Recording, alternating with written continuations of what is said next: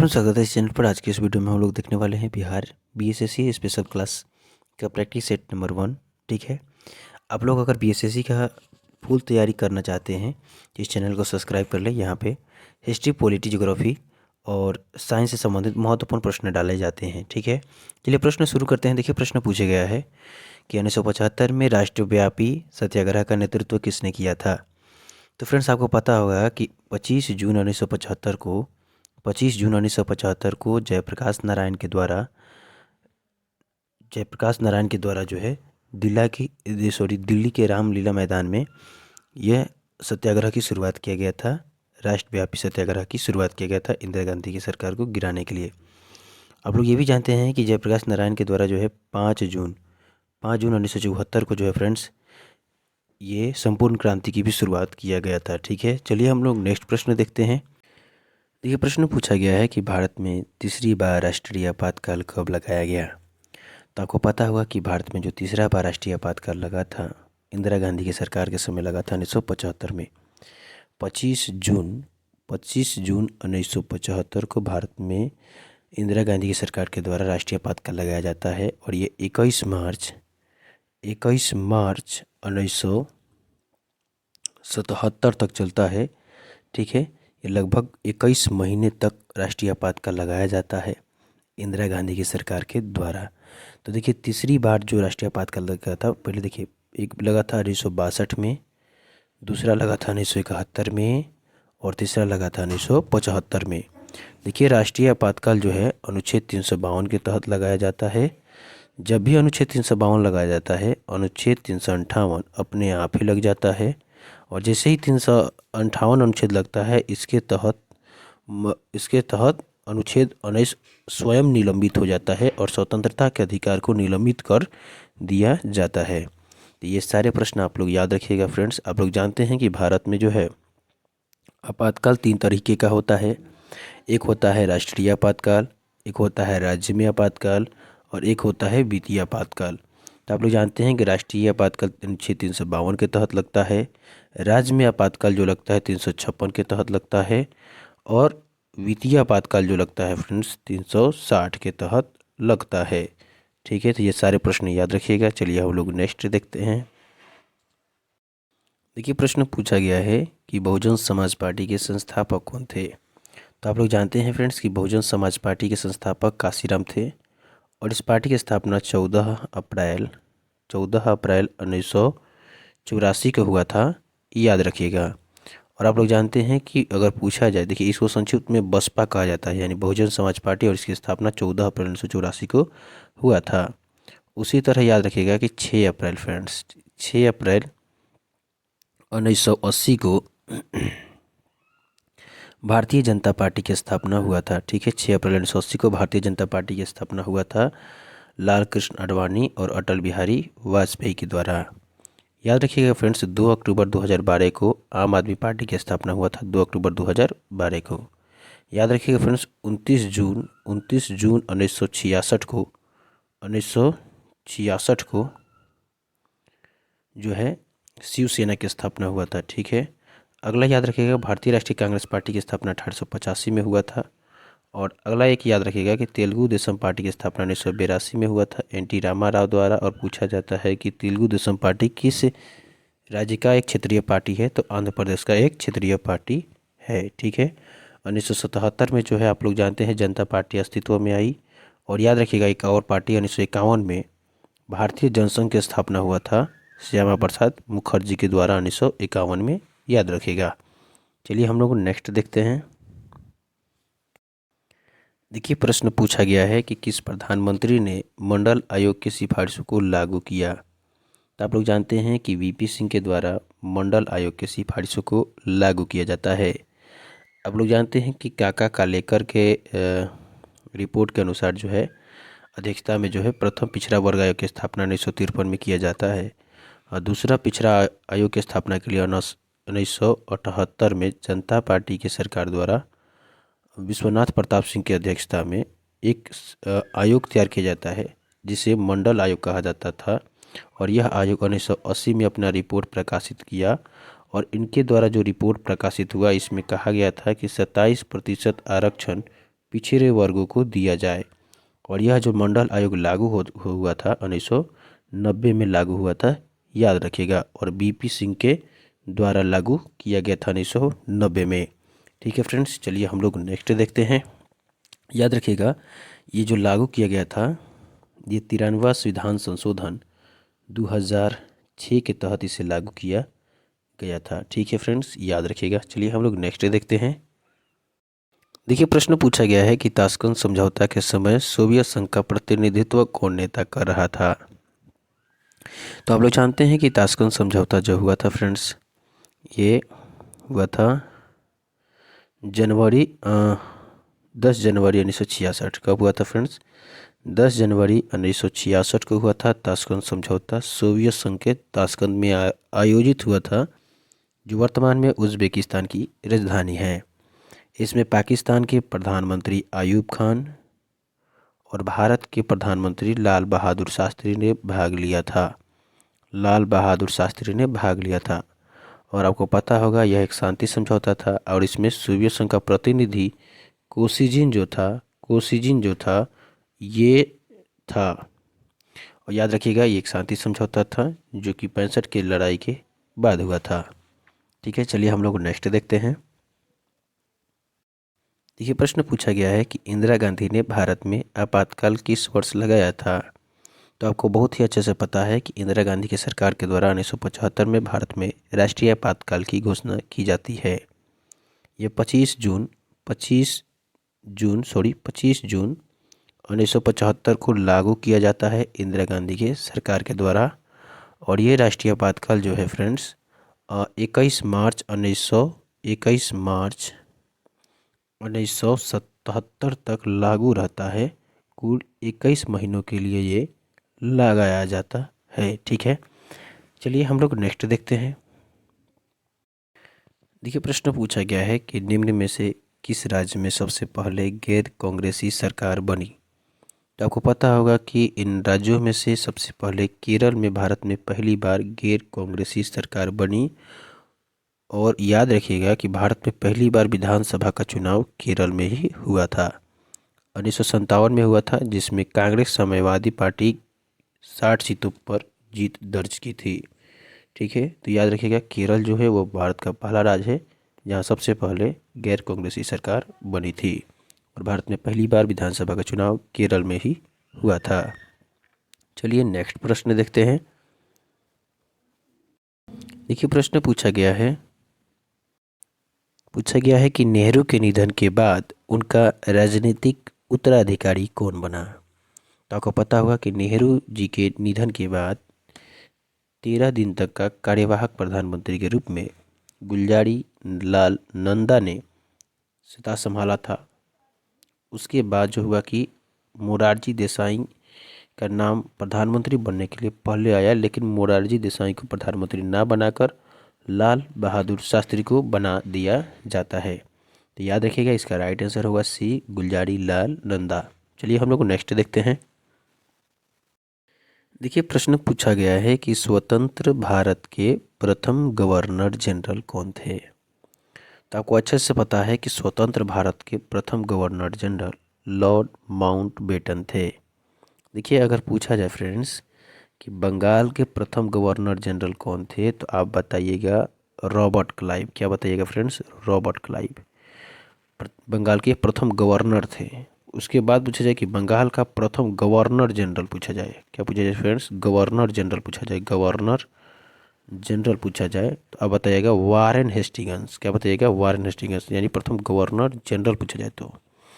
उसके बाद पूछा जाए कि भारत के प्रथम गवर्नर जनरल, यानी अब भारत के पूछा जाए प्रथम गवर्नर जनरल, भारत के प्रथम गवर्नर जनरल पूछा जाए तो आप क्या बताइएगा? Lord William Bentinck. उसी तरह फ्रेंड्स पूछा जाए कि भारत के प्रथम वायसराय पूछा जाए तो लॉर्ड कैनिंग। उसी तरह पूछा जाए फ्रेंड्स कि स्वतंत्र भारत के प्रथम गवर्नर जनरल पूछा जाए तो लॉर्ड माउंटबेटन। और उसी तरह पूछा जाए कि स्वतंत्र भारत के प्रथम और अंतिम भारतीय गवर्नर जनरल सी राजगोपालाचारी। याद रखिएगा, चक्रवर्ती राजगोपालाचारी। चलिए फ्रेंड्स, हम लोग नेक्स्ट प्रश्न देखते हैं। देखिए, प्रश्न पूछा गया है कि स्वतंत्र भारत में प्रथम आम चुनाव कब हुआ था? तो आप लोग अच्छे से जानते हैं कि स्वतंत्र भारत में प्रथम आम चुनाव 1952 में हुआ था और राज्यसभा का गठन और लोकसभा का भी गठन 1952 में ही हुआ था। और याद रखिएगा फ्रेंड्स कि द्वितीय आम चुनाव भी पूछा जाता है तो 5 सालों के बाद 1957 में हुआ था। ठीक है, चलिए हम लोग नेक्स्ट देखते हैं। ये प्रश्न पूछा गया है कि जनता पार्टी की स्थापना कब हुई?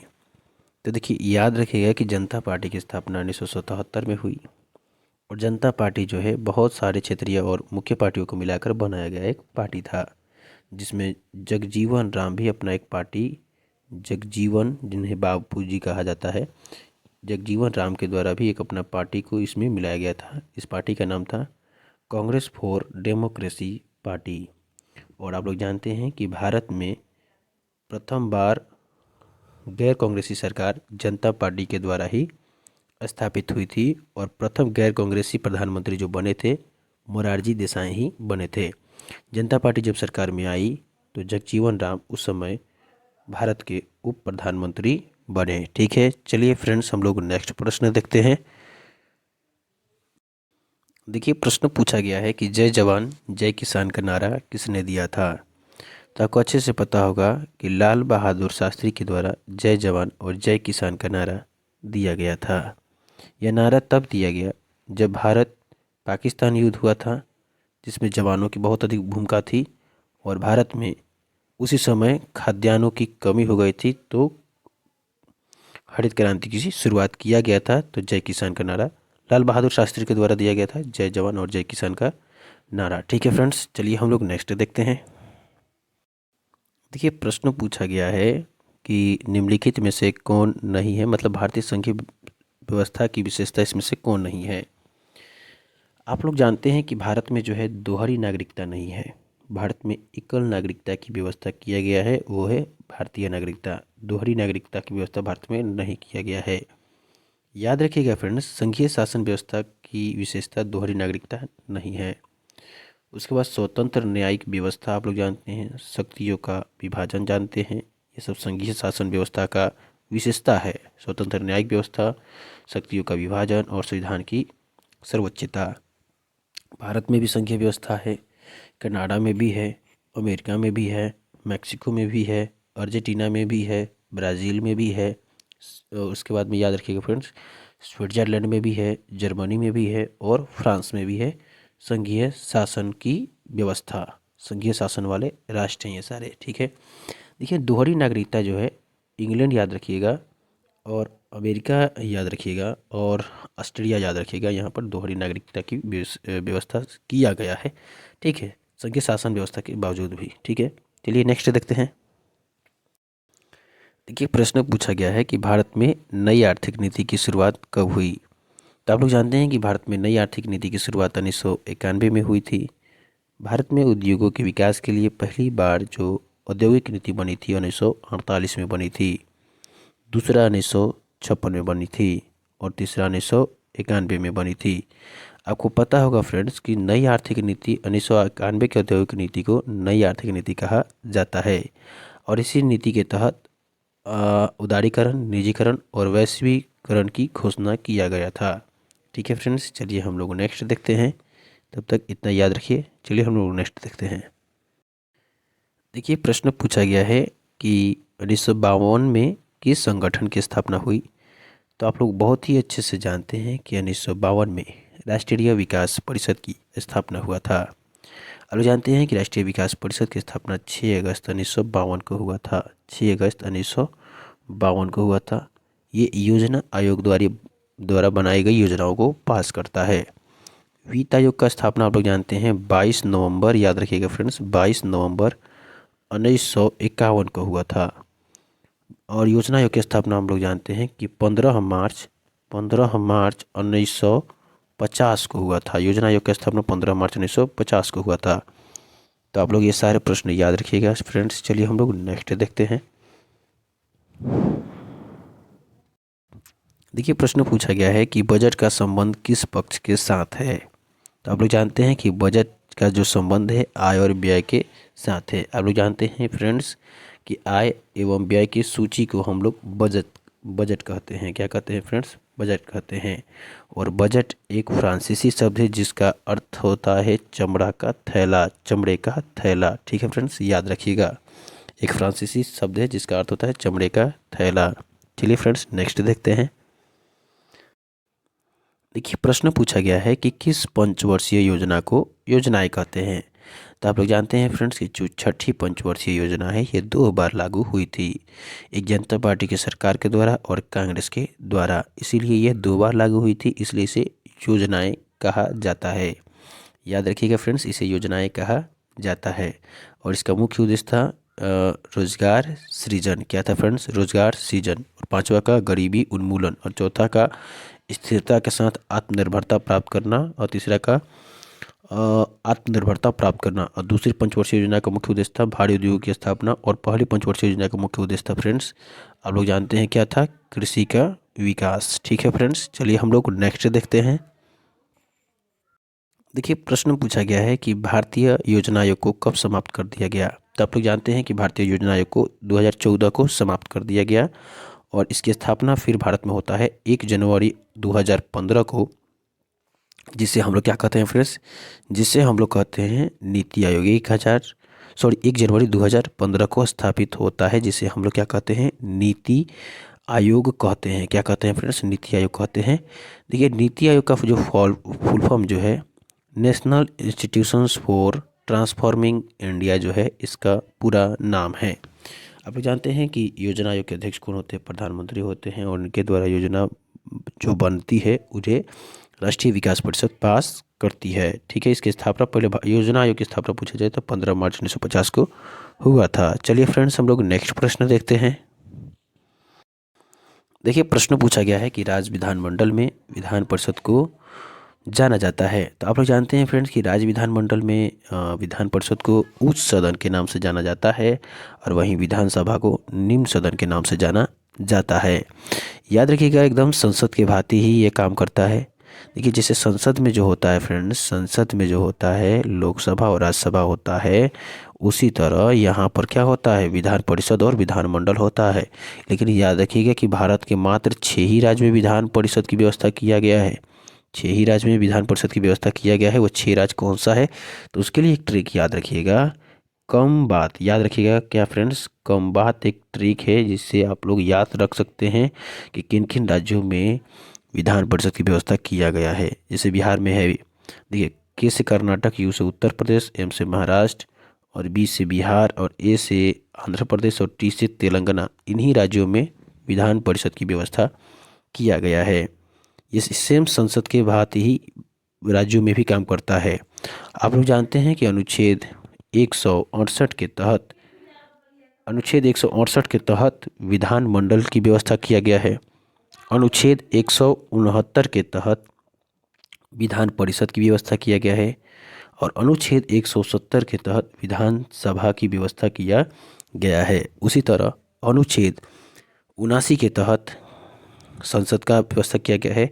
अनुच्छेद 80 के तहत राज्यसभा का व्यवस्था किया गया है। अनुच्छेद 81 के तहत लोकसभा का वर्णन किया गया है। आप लोग जानते हैं विधान परिषद को उच्च सदन कहते हैं और विधानसभा को निम्न सदन कहते हैं। उसी तरह लोकसभा को निम्न सदन कहते हैं और राज्यसभा को उच्च सदन कहते हैं। ठीक है फ्रेंड्स, याद रखिएगा। चलिए हम लोग नेक्स्ट देखते हैं। देखिए, प्रश्न पूछा गया है कि उच्च न्यायालय के न्यायाधीशों की सेवानिवृत्ति को आयु क्या है। तो आप लोग जानते हैं हाई कोर्ट के जो जज होते हैं उनके रिटायरमेंट की जो आयु होती है 62 वर्ष होती है। लेकिन याद रखिएगा फ्रेंड्स, सुप्रीम कोर्ट पूछा जाए, उच्चतम न्यायालय पूछा जाए तो क्या होगा? 65 वर्ष। ठीक है, देखिए, अभी इनके लिए एक संविधान संशोधन भी किया गया है। 114वां संविधान संशोधन जो है वो उच्च न्यायालय के न्यायाधीशों की सेवानिवृत्ति की जो आयु जो है 62 वर्ष से बढ़ाकर 65 वर्ष करने की घोषणा किया गया है। ठीक है फ्रेंड्स, याद रखिएगा। लेकिन वर्तमान में इसका राइट आंसर क्या होगा फ्रेंड्स? सी होगा, 62 वर्ष। उच्च न्यायालय के न्यायाधीश की सेवानिवृत्ति की आयु 62 वर्ष। ठीक है फ्रेंड्स, तो आज के लिए इतना ही। देखिए, जितना प्रश्न हम डाल रहे हैं ये 20 प्रश्न है। इसके फिर बाद हम 20 प्रश्न लाएंगे, जो कि हम लोग टोटल जो है इससे लगभग 400 प्रश्न करने वाले हैं। तो याद रखिएगा फ्रेंड्स, इस 400 प्रश्नों के बाद आपको किसी प्रकार की कोई दिक्कत नहीं होगा किसी भी एग्ज़ाम में। ठीक है, तो आज के लिए इतना ही, मिलते हैं नेक्स्ट वीडियो में, तब तक के लिए जय हिंद।